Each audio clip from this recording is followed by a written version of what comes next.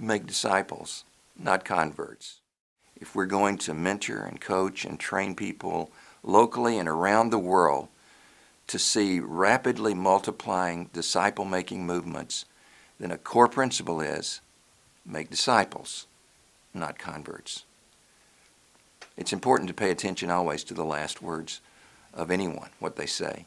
And Jesus' last words are significant because it's the broadest stroke perspective he ever gives on the purpose and intent of the church of the ages.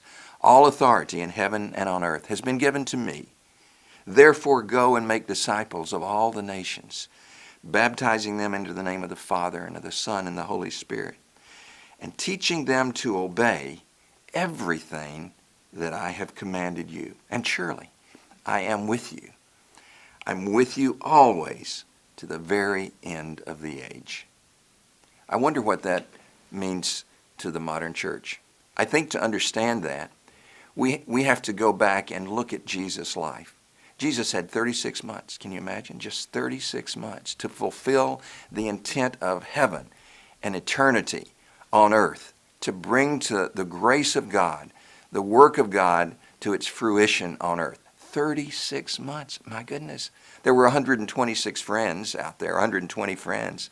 There were 12 of his closest disciples, and of those 12, there were 3, Peter, James, and John, that were the inner circle, and of those, Peter got most of the time. So 12 people that he invested his life in. He entrusted them with the whole message, so he poured his life into them. He trained them, he coached them, he mentored them, he modeled for them what ministry would be in the Holy Spirit. And then he deployed them, and then he debriefed them. And it was all about relationship. What does that say for making disciples in the 21st century church? It's a significant thing to understand that the Church of Jesus Christ in the 21st century has a lot of altar calls and a lot of sinners' prayers that are in a context that's without deep relationship or time invested in bringing people to that point of an informed decision.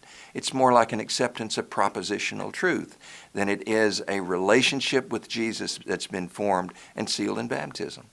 And then after the sinner's prayer, there may be baptism and a discipleship class that may last 4 to 6 weeks, and we say that's discipleship.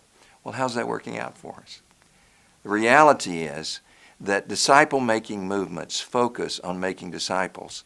And that's why we see sometimes within 4 to 6 weeks of a Discovery Bible study, we'll see transformation beginning to happen in families. Because as they're obeying, they're experiencing the favor and blessing of God, and their lives are beginning to change. It takes time. It takes relationship to make disciples Jesus' way. But the payoff is extraordinary.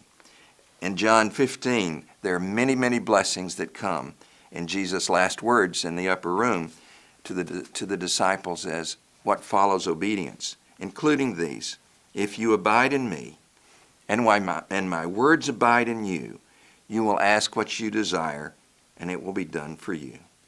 But by this is my Father glorified, that you bear much fruit, and so you will be my disciples. What a great way to live your life.